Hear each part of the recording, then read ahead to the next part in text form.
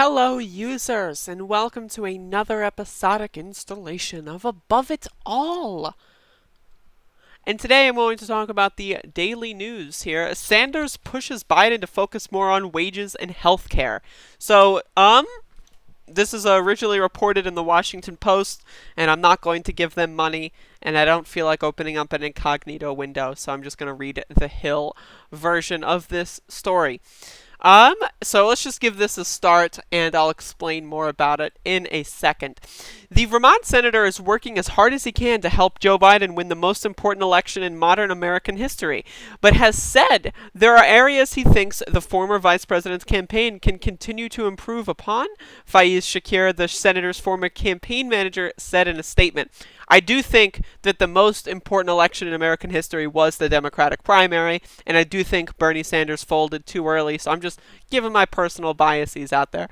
The statement was first reported by the Washington Post and later shared with The Hill. He has been in direct contact with the Biden team and has urged them to put more emphasis on how they will raise wages, create millions of good-paying jobs, lower the cost of prescription drugs, and expand healthcare coverage, Shakir said.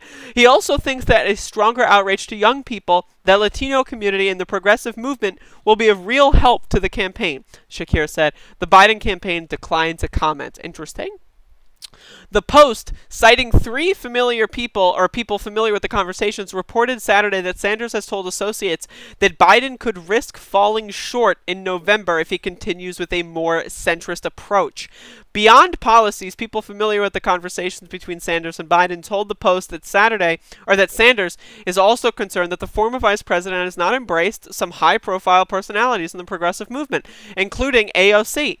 But Biden has remained determined to push back on claims that from Trump that he's embraced radical far-left policies, distancing himself from calls to defund police, implement a single-payer health care plan, and ban fracking. And polls have suggested that voters do not see Biden as a staunch progressive, indicating his moderate reputation remains intact. "Do I look like a radical socialist with a soft spot for riders?" Biden said in a speech last month in response to Trump's claims. He'd exacerbated national protests over systemic racism. "I want a safe America. Safe from COVID. Safe from crime and looting. Safe from the racially motivated violence. Safe from the bad cops." Anyway, Biden is a centrist goon. Now, he's been a little bit more, in some ways, perceptive and receptive of left-wing ideas, but he is not nearly doing enough in order to get people on board. And here's the thing. I don't know if there is anything he can do to get a lot of left-wing voters on board. I don't know, but I at least am interested in the idea that Bernie is cognizant of what he's getting into and cognizant of the things that are happening with this campaign and with this election. And so that, I like that he's trying his best. I don't know. I really don't know what to think about this. But at the same time, Biden is a centrist and a Republican. Biden, any other time period, right, with any other dictionary definitions, would be a Republican in this moment, okay? And so that's why this is so bizarre to watch, is because Biden keeps going for the Trump base. Trump's base is with Trump. There may be like a small 2 to 3% margin of people that are undecided and agree with both of them on a lot of things, but there is no real big, large voting pool that Biden can pull from in the Trump category. So it's just strange to see Biden try to out-Trump Trump on a lot of issues.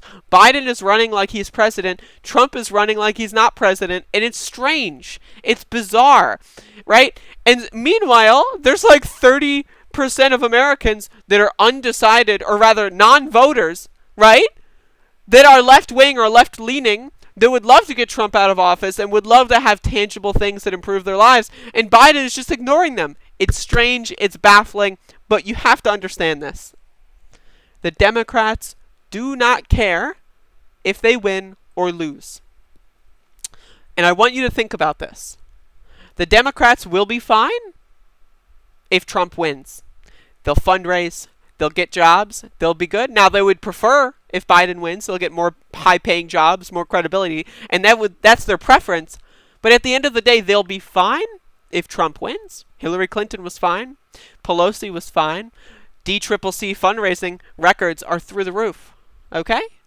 And so they don't care. Who really cares?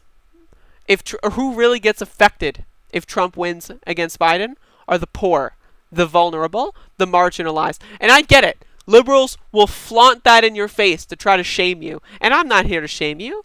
I don't care who you vote for. Okay? But what you need to understand is if you're trying to say, oh, I'm not going to vote, to stick it to the libs, that doesn't do anything. Because the libs are going to be rich either way. The libs are going to be fine on Twitter. Oh, how dare you, good sir. Either way. Okay? And the liberals going to sleep if Biden wins? Who cares? They're asleep right now at the wheel anyway. Do you see liberals out there at protests? Maybe a little bit. But enough to actually do anything? Not really. So my message to you is I want Biden to be inaugurated from a bunker. I want Biden to be horrified by his position and to regret his position from day one. And then we strike. Then we pressure from inside Congress and from outside in Lafayette Park. And we go hard on the Biden administration. As hard, if not harder, than we are on Trump. And that is what I think we need to do.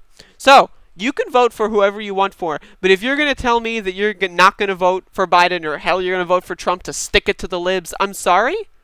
But that's a conservative talking point. And if you're going to try to claim any leftist credentials, you're going to have to think of a new excuse. So, thank you for watching. We'll see how this plays out. But it's not looking good, folks.